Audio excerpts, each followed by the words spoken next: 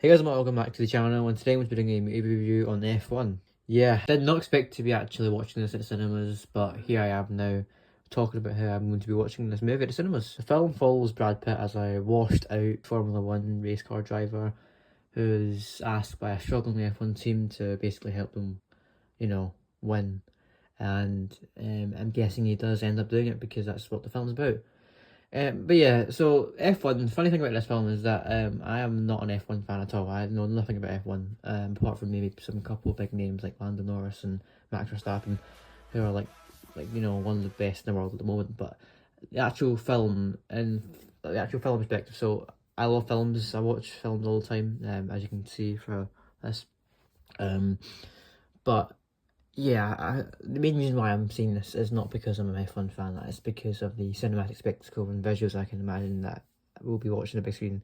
Plus, Brad Pitt's a good actor. And I mean, Top Gun Maverick, that film I watched when it came out in cinemas 3 years ago now, and I'm not into fighter jets, but I loved Top Gun Maverick because Tom Cruise is an absolutely fantastic actor and the story's good. So if F1 can be the same, if it can be a great story and actually good stuff like the racing in this film, the cinematography can be great, then I would not have a problem with that. So yeah, that's why I'm going to see this film. Anyway, I think I've rambled on long enough now. Let's go watch F1 at the cinema.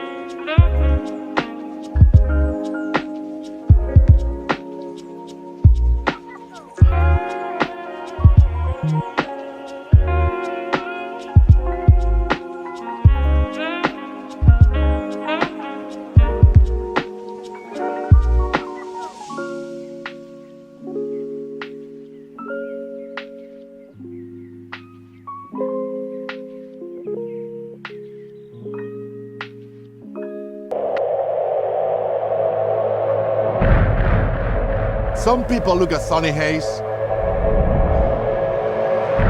They see a guy who lives in a van, a gambling junkie who missed his shot,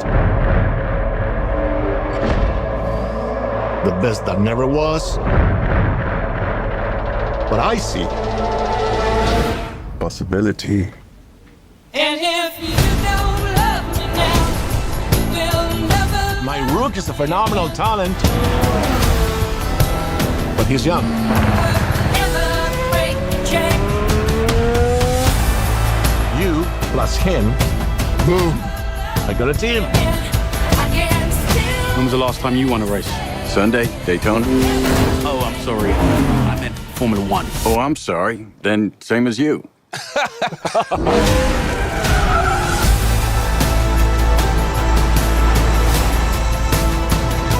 There's this new guy. He's old.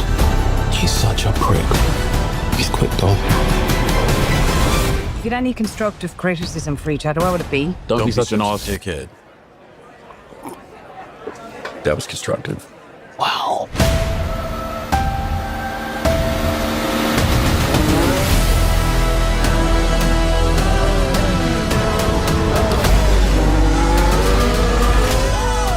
Did you win something? There's 20 other drivers still out on that track. Do you think any of them respect us?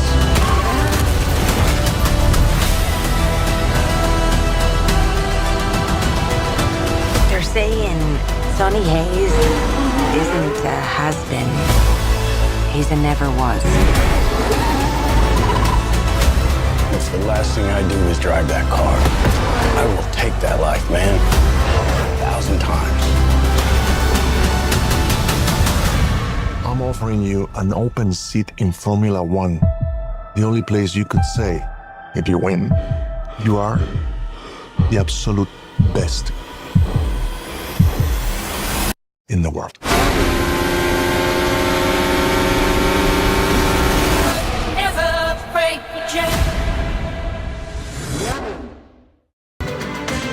We just finished the movie. It was very, very good. So I'm back home now, and yeah, I'm just gonna begin my review by saying I'm not an F1 fan at all, as I said, but it was an absolute blast. Like, as I said, I knew nothing, next to nothing about F1, but this film was an absolute blast. I had a very good fun time with this film, and it definitely was something I was glad to see at the cinemas, honestly. Like, the visuals and cinematic spectacles on the big screen just was great to see, honestly. It really was, and I think it just wouldn't have been the same if I watched it on TV. This was actually a cinema experience. Very nice to watch on the big screen. Directed by Top Gun Maverick director Joseph Kosinski and produced by Jerry Bruckheimer Films, who also helped produce Maverick, which is undoubtedly one of my favourite films of all time. F1 has insanely impressive short race sequences and creative cinematography, I would even say, all of which I really enjoyed. There was not one single sequence in the film felt like lacklustre or not, honestly. Just all of them had a consistent quality of being just as exciting as each other and well shot. I mean, there was no bad shot or filmed scenes that involved the F1 cars in this film, in my opinion. They were all very well done. It was clear that time and effort went into them, and they had been made to perfection, basically. It was clear that they had filmed them to the highest standard, and I mean, that's actually very pleasing to see, actually. I'm very happy that they did that, and as I said, all of them are great, and if I had to pick a favourite, then it would be tough because they're all just as good as each other, but maybe I'm going to go with the end race sequence because it's just the most in-depth one and the most emotional one, the one that contributes the most to the story because it makes them the winners of the Grand Prix.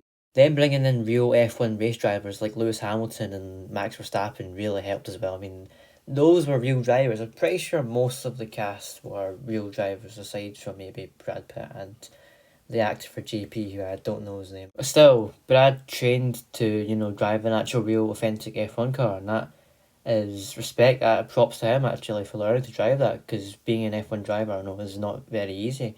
So he must have underwent some difficult training in order to actually drive the car for the audience, just, for the film, for us. So props to him. I'm sure Tom Cruise would have been sad he didn't get to drive a very fast car on the track. Tom gets the big fighter jets in the sky, Brad gets the big fast race cars in the ground. It's fair enough. So, yeah, I mean, there's plenty of race sequences, actually. There's barely, a pause in the film of race sequences. There's always, one or another playing after each other, which I think is pretty good.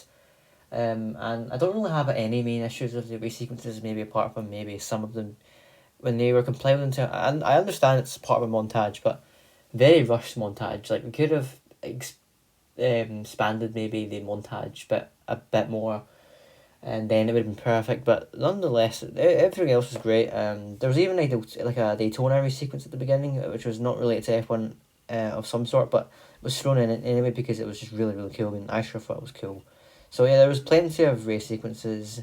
None were sloppy, none were bad in terms of watchability, but the actual length should have been personally longer. The story surprised me for sure. I assumed there was going to be some sort of cheesy, basic, recycled underdog sports tale, but the underdog element of this film really does shine here, and it's fairly well done, I must admit. It does actually work, and that's probably thanks to the the presence of Brad Pitt. He's probably very experienced in this kind of stuff, so he helped make it much better. The film not only was cool, but also broadened my view on F1 and just raised my appreciation for the sport much more. I mean, I know it's just a film, but I felt very real, and that's a good thing by anything. Negatives, right, okay. The film has, as I said, some really rushed F1 race sequences at some points, but it's handled for the most part pretty well, so I won't go on too much about that being a negative for the film. There was a really unneeded love interest plot relationship whole thing with Brad and the female character who worked in the team. I remember her for having a Irish accent. I can't remember her name. I'm gonna just quickly check her name right now. Her name is, for God's sake, I typed up F1 the sport. Okay, F1 the movie, right? Her name is Kerry the actress's name is Kerry Condon, and she plays Kate McKenna. Yeah, I was right. She's an Irish accent. Or Irish actress, sorry. Irish accent. What am I on about? I'm sorry. I really apologise. I am stupid. There was a really unneeded relationship between the two characters, in my opinion. I think without that, the film just could have flowed better. I mean, there doesn't really need to be a relationship, really, but it's a big blockbuster. There's some sort of you know, love relationship in every blockbuster film, let's be honest, these days. And the ending could have had much more better improvement. The ending, after winning the, you know, Grand Prix and becoming world champion after 30 years, just getting what he wanted after all this time, Sonny, Brad's character, just leaves like that. I mean, I get it's part of his character just to, you know, keep on moving on after sport of racing, because that's just what he does, but I really wish he'd just stayed for a couple more minutes to, you know, add that depth and impact of him finally getting that trophy. Not just him moving straight after he wins. That's just annoying, man. Please just stay, you know. There's also this feeling, I can't really describe what it was, but something that this film didn't have that Top Gun Maverick did have. It was this feeling of, like, excitement and, like, amazement of this film that Top Gun Maverick just gave when I watched it, but this film didn't. Like, it's hard to describe it. It really is. I'm sorry.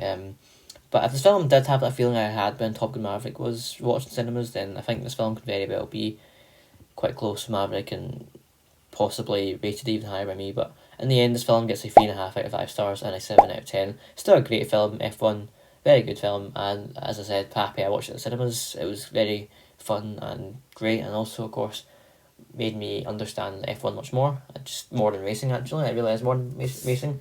I mean, beforehand, watching F1 on TV is like completely boring to me. I'm sorry, F1 fans, but watching this in the cinema was actually kind of good, you know, like great sequences, great racing, great characters and acting, and the music kind of slapped in this film. The music was really, really good, actually. So yeah, F1, it's safe to say, was a really good film, and I'm happy, as I said, I went to see it in the cinemas. So thank you for watching this review, guys. If you enjoyed, please remember to comment, like, share and subscribe if you want to. And until next video, bye bye.